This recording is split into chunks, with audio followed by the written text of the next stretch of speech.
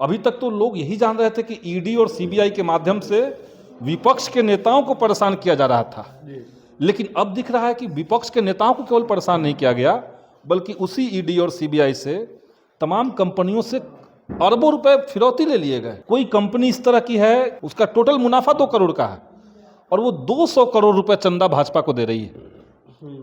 तो ये तो साफ साफ देश में दिख रहा है कि सरकार चलाने वाले लोग असल में सरकार कम चला रहे हैं, फिरौती गैंग चला रहे हैं। और अब जनता को दिख रहा है कि इलेक्टोरल बॉन्ड और ईडी सीबीआई का खेल देश में क्या हुआ। दुनिया में ऐसा कोई प्रधानमंत्री नहीं हुआ जिसने 10 साल देश के ऊपर शासन किया और एक प्रेस कॉन्फ्रेंस नहीं किया, आज तक किसी बात का जवाब ही नहीं दिया। कायदे से अगर कोई दूसरा देश होता तो नरेंद्र मोदी अमित शाह के खिलाफ ईडी जांच कर रही होती और उनको तत्काल प्रधानमंत्री और गृह मंत्री के पद से हटाया जाता और जांच के बाद इन दोनों को जेल में डाला गया होता। 7 फेज में लोकसभा चुनाव देश में होगा, लेकिन देश में एक और मुद्दा चल रहा है, इलेक्टोरल बॉन्ड का मामला सुप्रीम कोर्ट पहुंच चुका है। इस वक्त हमारे साथ बात करने के लिए लेफ्ट पार्टी के विधायक संदीप सौरभ हैं। सर, कैसे देख रहे हैं, इलेक्टोरल बॉन्ड का मामला चल रहा है, वहीं दूसरी बात कर लें तो लोकसभा चुनाव का भी ऐलान हो गया। देखिए, लोकसभा चुनाव से ठीक पहले जी देश की जनता को अब ये समझ में आ चुका है कि हिंदुस्तान की आज़ादी के बाद का सबसे बड़ा करप्शन, सबसे बड़ा लूट, सबसे बड़ा भ्रष्टाचार, सबसे बड़ी डकैती इलेक्टोरल बॉन्ड के माध्यम से बीजेपी ने किया है। और जो आंकड़े सामने आ रहे हैं, एसबीआई को सुप्रीम कोर्ट ने डांटा, उसके बाद एसबीआई ने रोध होकर के फाइनली वो डेटा दिया और अब जनता को दिख रहा है कि इलेक्टोरल बॉन्ड और ईडी सीबीआई का खेल देश में क्या हुआ। जैसे 2 दर्जन कंपनियां ऐसी है जिसने भाजपा को इसलिए चंदा दिया क्योंकि उनके ऊपर ईडी का छापा पड़ गया। कोई कंपनी इस तरह की है जो 2 करोड़ रुपए कमा रही है, उसका टोटल मुनाफा 2 करोड़ का है और वो 200 करोड़ रुपए चंदा भाजपा को दे रही है। तो ये तो साफ साफ देश में दिख रहा है कि सरकार चलाने वाले लोग असल में सरकार कम चला रहे हैं, फिरौती गैंग चला रहे हैं, जहां से किससे पैसा वसूल करना है, कैसे करना है, सबका फ्रेम बना हुआ है। अभी तक तो लोग यही जान रहे थे कि ईडी और सीबीआई के माध्यम से विपक्ष के नेताओं को परेशान किया जा रहा था, लेकिन अब दिख रहा है कि विपक्ष के नेताओं को केवल परेशान नहीं किया गया, बल्कि उसी ईडी और सीबीआई से तमाम कंपनियों से अरबों रुपए फिरौती ले लिए गए। तो ये देश की जनता ने देखा। इसके साथ साथ आप समझिए कि कोरोना का जब वैक्सीन लग रहा था और जब सरकार ने अनिवार्य करवा दिया सब मॉल में कि बिना वैक्सीन लगवाए हुए आपको मॉल में प्रवेश नहीं करने दिया जाएगा, होटल में प्रवेश नहीं करने दिया जाएगा, कहीं जाने नहीं दिया जाएगा, फ्लाइट में नहीं चढ़ने दिया जाएगा, तो जो वैक्सीन बनाने वाली कंपनी थी उस कंपनी ने अरबों रुपए का इलेक्टोरल बॉन्ड खरीदा और भाजपा को चंदा दिया। तो यानी ठेका लो, चंदा दो, ईडी से चंदा दो या ईडी के गिरफ्त में चले जाओ। ये जो फॉर्मूला बीजेपी ने लगाया है ये अब देश के सामने खुल चुका है और इस पर बात ना हो इसीलिए नरेंद्र मोदी समय समय पर टॉपिक बदल दे रहे हैं। जैसे अभी इंडिया गठबंधन की एक सभा हुई मुंबई में, महाराष्ट्र में, और महाराष्ट्र में जो राहुल गांधी जी ने भाषण में कहा कि ये जो ईडी सीबीआई चुनाव आयोग मीडिया अडानी अंबानी का जो शक्ति है इसके खिलाफ देश को लड़ना होगा। उसको भाजपा ने बना दिया कि ये महिलाओं की बात कर रहे हैं और हम तो माताओं बहनों के लिए जान दे देंगे। जैसे माताओं बहनों पे किसको नहीं पता कि सबसे ज़्यादा हमला भाजपा के सरकार में हुआ था।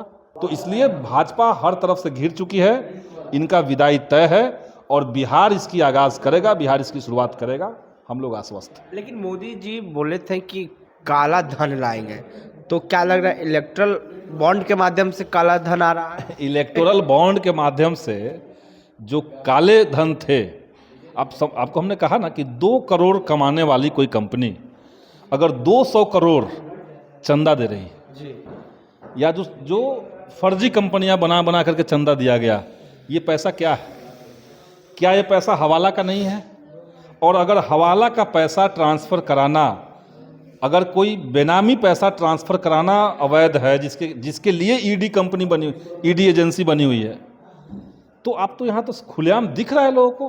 कायदे से अगर कोई दूसरा देश होता तो नरेंद्र मोदी अमित शाह के खिलाफ ईडी जांच कर रही होती और उनको तत्काल प्रधानमंत्री और गृह मंत्री के पद से हटाया जाता और जांच के बाद इन दोनों को जेल में डाला गया होता।